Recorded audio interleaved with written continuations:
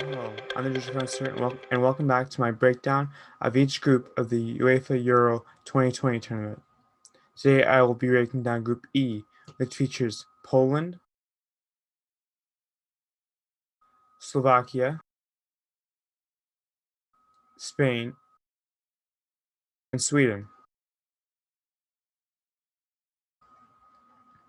Now let's get into our first team, Poland, which comes into this tournament as one of the most unpredictable teams, and with good reason, as we really don't know what to expect with them.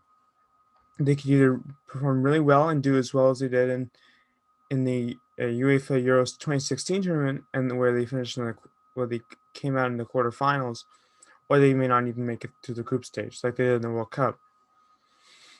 And particularly, any team that has Robert Lewandowski at its helm is guaranteed to make noise, as Lewandowski is undoubtedly the best striker in the world. And if he has a terrific tournament here, there's no doubt that he will be a front runner for the Ballon d'Or. And not to mention any player who has a terrific tournament, whether it be Harry Kane, N'Golo Kante, Cristiano Ronaldo, be will likely win that award.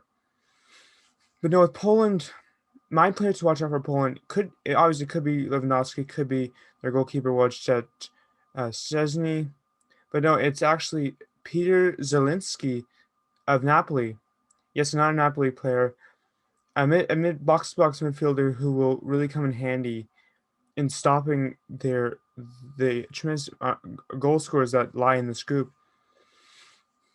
And really, that's what Poland really needs. Like they're all over the place. I mean, they have a bunch of experience, and they also have a bunch of youth. With them also boasting the youngest player in this entire tournament, in Kasper Kolowski. But overall, I don't really trust the players surrounding Lewandowski. This isn't like Bayern Munich where he's blessed with terrific playmakers. He has to really um, dig deep to dig deep to produce, and I just don't have a lot of faith that they will be able to replicate that. And as a result, I think Poland will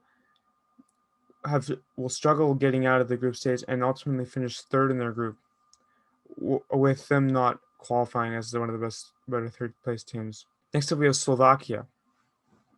And Slovakia qualified to the tournament through the playoffs, and they looked pretty threatening in those games. In particular, I was impressed with their victories over the likes of Bosnia and Herzegovina and Northern Ireland. And it's a real treat to see them. It's a real treat to see them in this tournament again. I didn't really see them in the radar, but they have a sneakily good squad as well, and with players like Marek Hamšík and Vladimir Sobotka of Napoli, they boast some very quality players. Personally, my player to watch out for for Slovakia in this tournament is Robert Mack of Ferencváros in Hungary. And if they want to be successful, he has to get going, and there has to be a return of the Mac for them to be going into the knockout stage. Another player to watch out for Slovakia is one of the few MLS players in this tournament, Jan Greguš of Minnesota United. But overall, Slovakia is like with Poland, doesn't have the greatest players that they need to have to be successful. And as a result, I think they will end up finishing fourth in this group. Next, you have Spain, and Spain is far removed from their back-to-back Euro wins in 2008 and 2012. And as this is a completely new guard that is on display in this tournament, and particularly they're a very young squad, and it's a little worrisome in some ways, but it's also a breath of fresh air. I trust that Luis Enrique will be successful in bringing out the best of these players, and I no doubt that he will be able to do that. And while there is a question mark in goal with David De Gea, who is nowhere near his former form that he was a few years ago, but if he is able to resurrect his form, or which I have high doubts of, I think they will be very successful in this tournament. There's no doubt I think they'll get past the group stage. Whether or not they would like to turn to Unai Simon or even Robert Sanchez, who's my preferred starting goalkeeper for them, they would they would definitely come in handy. And as well, I may have been surprised just not to see Sergio Ramos not make the team, but it might be for the best as he's sometimes a liability, and obviously his disciplinary records are not anything to gloat about. But overall, my player to watch out for Spain is Mikel Oyarzabal of Real Sociedad, and a name that definitely rolls off the tongue, but he plays magnificent, and he looks to be a number 10 they've craved for a very long time. And while their tactics of the tiki taka are kind of part of the old scene, I think that Enrique's what he's shown at Barcelona that he's able to adapt to the times, and part of the reason why Barcelona was so successful and won a plethora of La Ligas. And I think Spain will easily get pie in this group because of it, and will finish first. And last but not least is Sweden. And when you think of Sweden, you think of Zlatan Ibrahimovic. But no, Sweden will not have Zlatan Ibrahimovic in this tournament.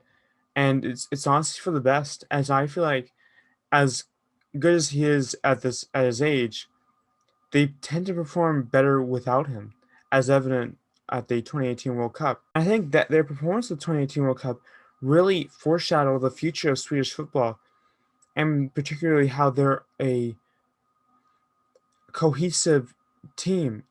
And I think that will be evident at this tournament. This is a squad that is has a majority of players from that team, and that chemistry will show in the group stage games. And particularly, my player to watch out for Sweden is Emil Forsberg of RB Leipzig, as he's head and shoulders their best player. But even then, they're a really balanced team, and there's really no player that really outshines the other.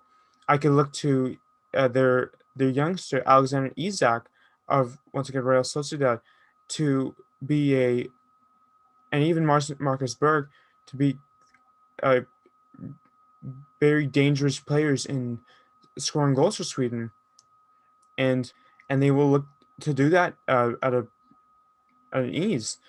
And furthermore, Robin Olsen in goal brings you a lot of stability, as he was one of the more consistent parts of Everton's season this year. And it also helps that Sweden returns a manager who helped them get into the quarterfinals of the 2018 World Cup. And I think that will show, as they will, in my opinion, they will finish second in Group E. And with good reason, they deservedly qualified for this tournament, and they will prove people wrong and prove that they're not a one-man team as they used to be with Zlatan Ibrahimovic. So anyway, my Group E predictions are as followed: Spain in first, Sweden in second, Poland in third, and Slovakia in fourth.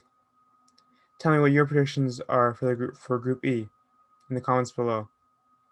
And join me next time as I unveil my last predictions for Group F, which features France, Germany, Hungary, and Portugal.